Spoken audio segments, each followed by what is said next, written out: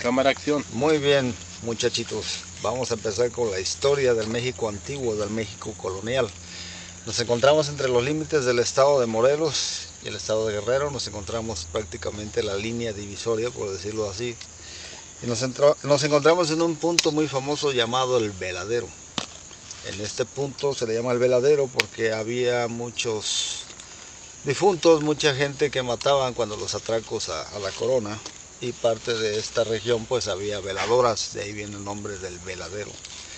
Entonces, antes de hablar de esta situación, pues quiero hablar del porqué de este camino, y hablaríamos de tiempos de la conquista, de los años pues posteriores, 1600 a 1810, cuando está la independencia, en lo que este camino estuvo funcionando más de 200 años y estuvo comunicando el comercio entre España y lo que era China, Filipinas.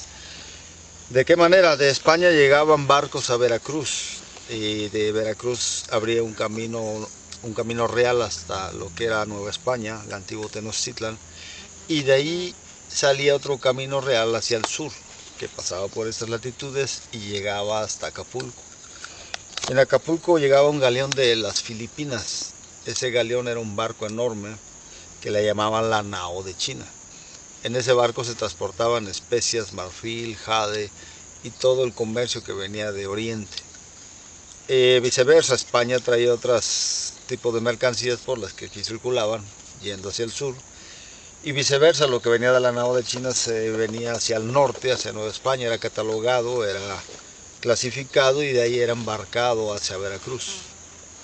De ahí de Veracruz zarpaba hasta España, donde era recibido, y la mayor parte de este comercio era distribuido en esa parte de Europa.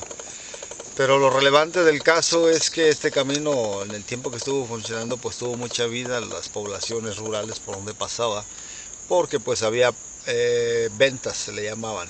Eran puestos donde tú cambiabas tus caballos, cambiabas comida, era una especie de trueque. Cada zona tenía un paradero y cada paradero tenía un nombre. Esta situación se ha ido perdiendo a través de los años con la avenida del ferrocarril, la avenida de la autopista, pero primordialmente este era el único acceso que tenía el gachupino o los españoles que estaban en México, en el México colonial, para trasladarse de lo que era México a Acapulco. Ahora bien, les comentaba que estamos en el Veladero. En este punto llegaba otro camino real que empotraba en esta parte de la derecha, y era el camino que venía de la ruta de plata de Tasco del Arcón. En ese tiempo se juntaba con el camino real que venía del Acapulco Viejo y que traía el oro de Arcelia y que traía los productos de la Nao de China. Se hacía un solo camino y por aquí donde estábamos pasaban las carretas con los cargamentos tanto de Tasco como del Acapulco antiguo. En este caso, pues, este camino fue muy asediado por bandoleros de la región. Teníamos un bandolero al norte que era el Tigre de Yautepec, y este bandolero tenía los atracos desde lo que era la parte norte, por decirlo, de Morelos, y casi llegando a Puebla, hasta este lugar que era el Veladero. De la parte de Tasco hacia el Veladero, teníamos otro bandolero que era Pedro Asensio Alquiciras, y que él robaba también con estos límites. Los tres tenían un límite. El Tigre de Yautepec en el lado norte, que venía su límite hasta el Veladero. Pedro Asensio Alquiciras, que tenía otro punto de atracos desde lo que era Tasco hasta el Veladero. Y Agustín Lorenzo, que es nuestro bandolero local de la región que corresponde a nosotros, Buenavista de Cuellar, la zona norte. Y este tenía sus atracos desde lo que era la cumbre, lo que ahora conocemos como Platanillo, la cumbre para bajar a Iguala, hasta este punto del Veladero. El Veladero es famoso porque era un punto de reunión para estos bandoleros. Se respetaban entre ellos, en cierta manera se comunicaban porque tenían sus límites para atracar. De aquí partían los tres y cada quien pues tenía su zona de atraco, por decirlo así. Aunque debemos declarar que ellos en su filosofía, y tal vez tengan razón, no estaban atracando, estaban desviando, que es una palabra tal vez diferente, pero que llevaba lo mismo, estaban evitando el saqueo. Ellos en su mente tenían la idea de que evitaban el robo de los gachupines, y ellos al desviar esas cosas que ellos estaban extrayendo, los minerales, le estaban devolviendo a la madre tierra lo que le estaban quitando a los gachupines. En otras palabras, eran héroes locales para la raza, para la gente criolla o indígenas de la región, pero eran bandoleros para la corona. por eso es que le pusieron precio a sus cabezas. Y finalmente fueron capturados 2 de ellos. El tigre de Yautepec fue muerto en una de esas andadas, y Pedro Ascencio Alquiciras fue perseguido, fue decapitado, y su cabeza fue colocada en una lanza para que los demás bandoleros pues tuvieran un escarmiento. Sin embargo, Agustín Lorenzo jamás fue capturado, y pienso yo que sería bueno que conozcan un poco la historia de Agustín, porque al menos en la zona norte de Guerrero es muy famoso. De hecho, es uno de los pocos personajes del estado de Guerrero que tiene una pintura en el Palacio de Bellas Artes, y eso finalmente pues pocos guerrerenses o pocos mexicanos pueden llegar a tener una pintura en Bellas Artes. Pero a lo que a nosotros nos compete, les puedo decir que Agustín Lorenzo es criollo de la comunidad indígena de Tlamacazapa, Guerrero. Tlamacazapa se encuentra en la zona norte, en la Sierra Alta, entre Taxco y Buenavista. Antiguamente fue parte de Buenavista, pero por cuestiones políticas se le cedió a Taxco.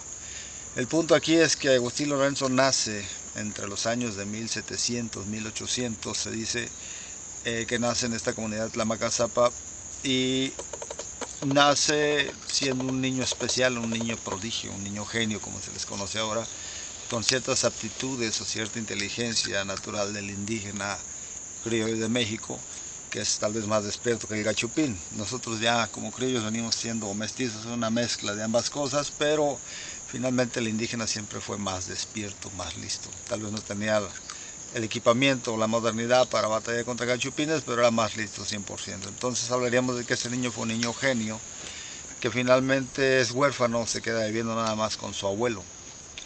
Pero su abuelo trabajaba en una hacienda en Zacapalco, en la parte de lo que ahora conocemos como la comunidad de Zacapalco Guerrero.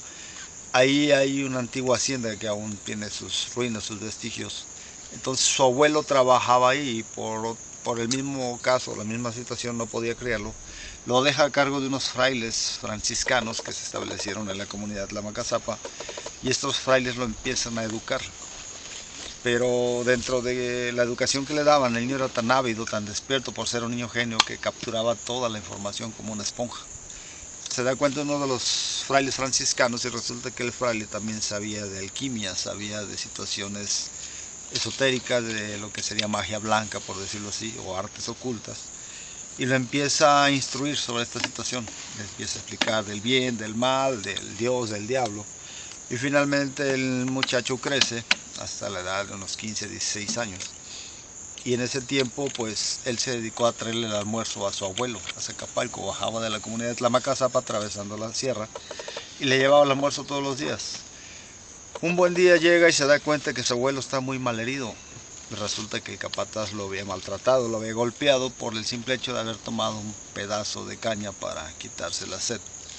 Y eso era algo que tenían prohibido los peones indígenas en ese tiempo. No podían tomar nada de los productos que ellos estaban sembrando, ni siquiera para su consumo. Así que el cacique lo ve y lo empieza a golpear al punto casi de medio matarlo. Entonces el abuelo era tan mayor ya, a su edad tan grande, que no soportó la golpiza. Cuando Agustín Lorenzo llega, lo encuentra malherido, lo toma en sus brazos y jura vengarse. El abuelo muere.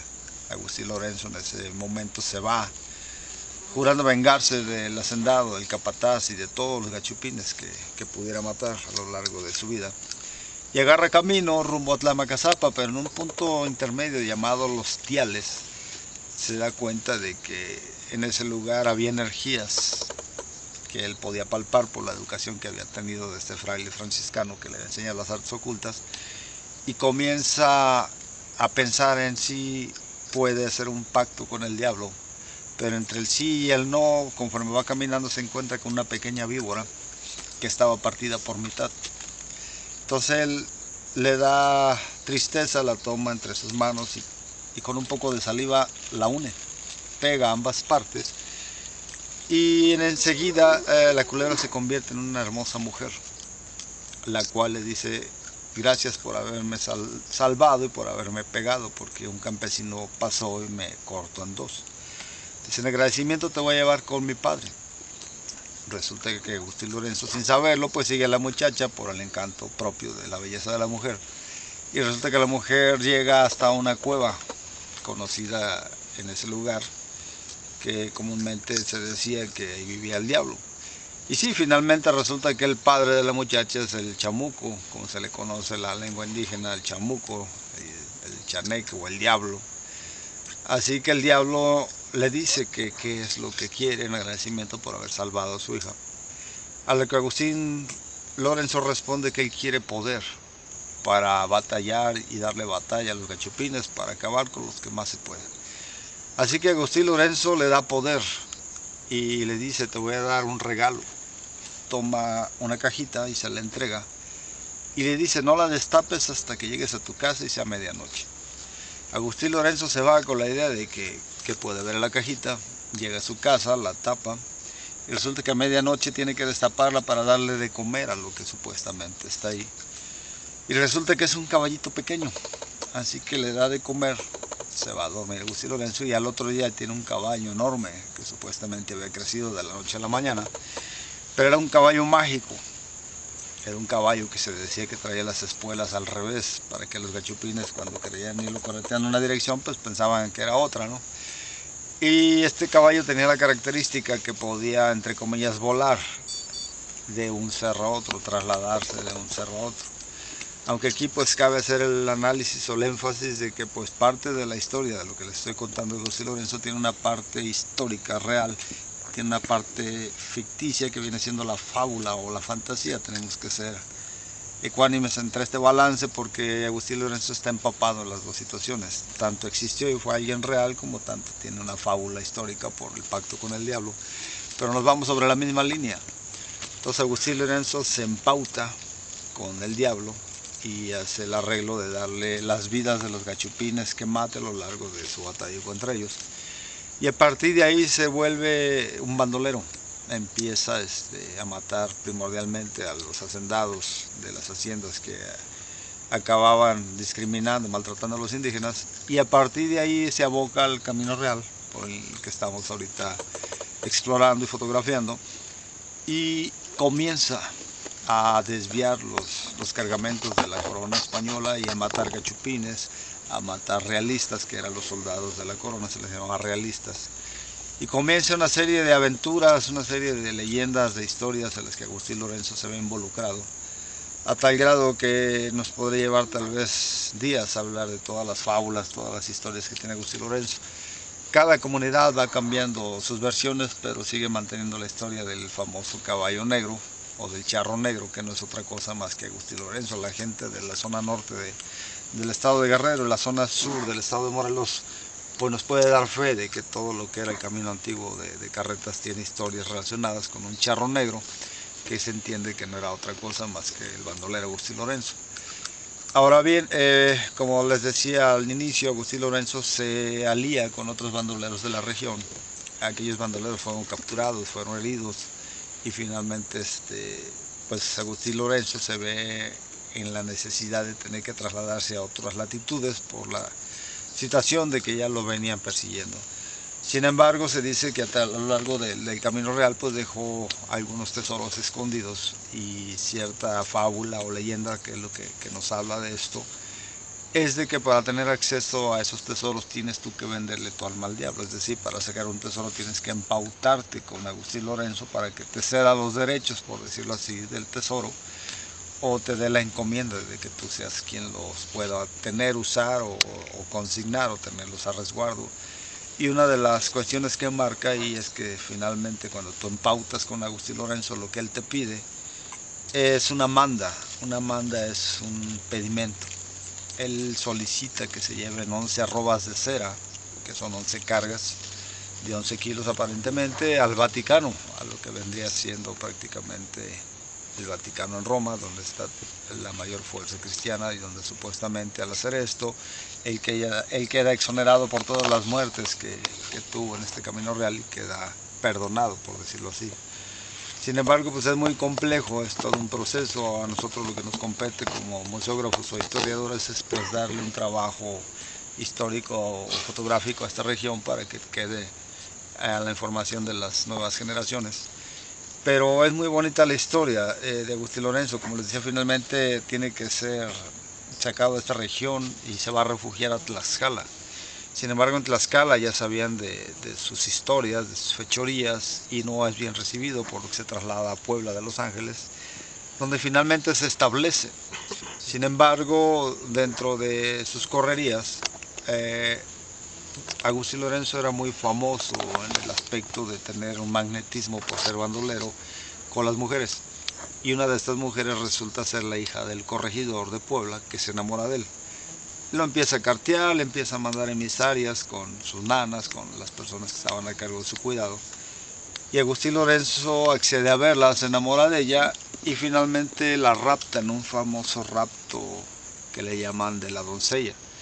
Esto sucede en Ahuejotzingo, Puebla, y hasta la fecha, año con año, tiene un festival en el cual se hace una escenificación donde un hombre a caballo sube por una escalera, se roba a la doncella y se van. Cuando se roba la doncella, en aquellos tiempos se habla de que el señor padre, el que estaba a cargo, el corregidor, se molesta mucho. Entonces va hasta la choza donde está la muchacha viviendo con Agustín Lorenzo y le pide que salga para que regrese a vivir con él, pero la muchacha se niega. Así que el corregidor, en su coraje, manda quemar la choza donde ellos viven. Pero ya cuando finalmente la choza se está quemando, pues el corregidor se arrepiente. Los perdona, sale Agustín Lorenzo y se une al corregidor para hacer un poco más grande el rancho, para hacer negocios con él. Y coincide con la intervención francesa. En esos tiempos Francia quiso invadir México, entra por Veracruz y acaba ingresando por la parte de Puebla.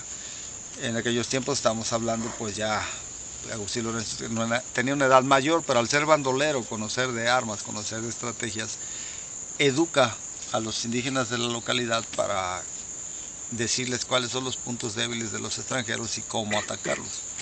Los extranjeros, por lo regular, en sus batallas tenían formaciones tipo dominó, donde todos los soldados iban formados, tenían que formarse y iban disparando por tiempos. En cambio, el indígena pues era una especie de darle montón. Tenían estrategias de machete, tenían estrategias de salir de los árboles, de las laderas, algo con lo que no estaban acostumbrados los europeos a batallar. Finalmente Agustín Lorenzo educa a toda la indiada, por decirle así, como se le conocía en ese tiempo, y forman batallones de indígenas puros a machete. Forman otro tipo de batallones con mestizos, con armas de fuego, y finalmente derrotan al ejército francés. Entonces de ahí viene que Agustín Lorenzo pasa a ser de un bandolero local de la zona norte de Guerrero a ser un héroe, por decirlo, nacional en el estado de Puebla. Y de ahí es que se le rinde tributo con ese famoso festival de Huejotzingo. Pero en términos reales, pues es más reconocido tristemente en Puebla que en esta parte de lo que es la zona norte de Guerrero. Y lo que estamos tratando nosotros es de pues darle ese realce como héroe nacional. Eso sería todo. Pues me dio mucho gusto escuchar esta historia por parte de un amigo de aquí de Buenavista de Cuéllar, conocido como el Rambo. Su nombre es Jorge. Pues muchas gracias, Jorge, por haberme platicado esta historia y por haber tenido ese tiempo de hacerlo. Pues te damos gracias por saberla y que estés bien, amigo.